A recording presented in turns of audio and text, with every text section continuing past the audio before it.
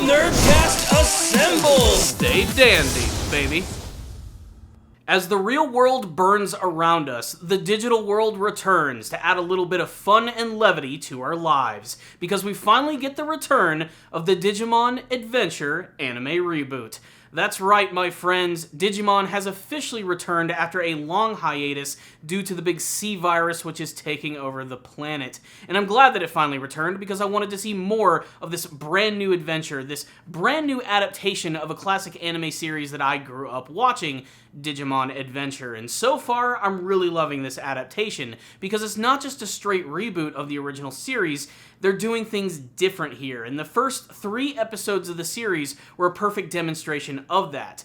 Episode 4, however, is where things start to feel a little more familiar, and it starts to sort of get back to that feeling of watching the original Digimon anime with better production value and a few twists and turns in the actual story. That being said, I can honestly say that episode 4 is probably the first one to not wow me. And maybe it has to do with some of the animation, maybe it's just the fact that it starts to feel a little bit more like a retread. Like I said, I really loved how the beginning of the series actually started by giving us some completely brand new material and seeing the characters interact and meet each other in a way that wasn't present in the original. Here, basically it's almost the same, aside from a few minor differences with the fact that all of the characters have not officially been reunited with one another, and it looks like they're going to slowly start to reintroduce the cast back together, reintroducing them, their partner Digimon, and the forms that they're eventually going to digivolve into. This episode was mostly dedicated to the character of Sora, who for the most part is very identical to her 90s counterpart, and I even thought that she was actually going to have like a brand new character design, ditching the old goofy biking helmet, but no, she even decides to bring that back, demonstrating that they're not going to be ditching those 90s designs. What they are going to be changing, however, is a little bit of the storyline and the look of the Digimon themselves. So this entire episode was essentially all about Taichi making his way to the digital world, which, just like the original series, is inhabited by a number of different Digimon. And a lot of them that we get to see in this episode are very nostalgic, and even some that I actually don't even seem to recognize at all. And most of them that actually appear in this episode have a more dinosauric-esque appearance, which I think is actually kind of fitting because a lot of the best Digimon happen to be based off of dinosaurs, like Agumon. So we get to see that Sora is also in this world, but unlike Taichi, she actually doesn't have her partner Digimon until eventually they make their way through the forest and they discover this little bird who goes by the name of Piyomon. Now, in the original series, maybe I'm mistaken, but I believe that it was called Piyomon, and maybe this is just sort of a different translation of this character, but this is the Digimon partner of Sora, who eventually will be able to digivolve into a number of giant, destructive bird forms. But they're being attacked by this weird, freaky Digimon called Snomint, which essentially is like a giant praying mantis, and it goes on the attack as they desperately try to escape it. They go on a big river rafting adventure where they're attacked by a giant freaking, like, fish monster, which is called, like, I think a Coelamon, based on like a coelacanth, and this is when chaos just ensues, with Agumon having to battle, transforming into Greymon, and we even get sort of like that classic sort of transformation sequence, the ones that we saw a lot in the classic show. Of course, now it's done with better animation, and we didn't get to see that in the first 3 episodes of the series. I think now that we're in the digital world, we're going to start to see that just a little bit more, with them going through those, I'm going to call them Sailor Moon transformation sequences, the things we're probably going to be seeing in every episode, which, you know, it looked really cool. I liked it. It's, again, one of those things, though, that eventually they're going to have to either shorten them or they're just going to show them every single time. For better or worse, it's there to stay. So Taichi and Greymon are going to be fighting against all of the water Digimon, and then Snomint comes in to attack again while they're in the river, and Piyomon and Sora are being attacked, and that's when we get the big moment where, of course, it digivolves into Birdramon, just like in the classic series. Again, it's the same old design that you do remember, and we get to see that now that they have a Digimon partner that can fly around in the sky, they have a very distinctive advantage.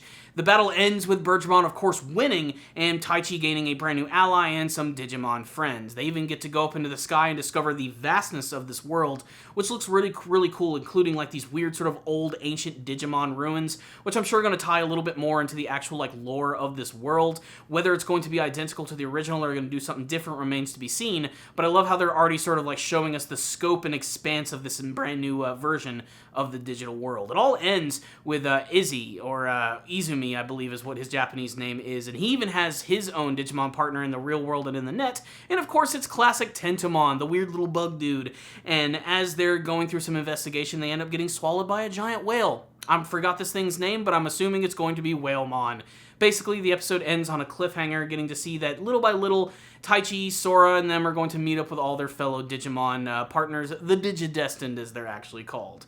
So, what's the rundown on this episode of Digimon Adventure? Like I said, I didn't hate this episode, but it was just so similar to what I watched back in the 90s that I found myself being a little bored by it, I have to be honest. That and the fact that I felt that the first 3 episodes were so drastically different that it gave me something to not compare to anything else. Like, the characters were similar, the look of the Digimon was the same, but we had a brand new story, and it felt a little more mature in what it was actually trying to do. And maybe it's just me, but maybe the animation just felt like it was done a lot better in the first 3 episodes of the series when compared to this one. That's not to say that this wasn't a bad-looking episode, and it's leagues ahead of the original 90s version, but there's just a few moments that seem a little lazy in this episode, mostly like when Snomint is flying around. He's not so much animated as the frame is just sort of slowly moved around like a PNG image without any sort of movement at all. And it felt a little cheap, I have to admit. There were a lot of reused animation shots in this episode as well, and I understand that this is going to be a weekly anime series with a large number of episodes, but I just feel like, you know, maybe the first 3 episodes they maybe put a little more effort into than when we got here. I hope this isn't like any sort of indication of what's been going on with the fact that there has been a hiatus, and maybe this is actually going to affect the production a little bit, and maybe I'm just overblowing it just a little bit. Like I said, it wasn't a terrible looking episode by any stretch of the means.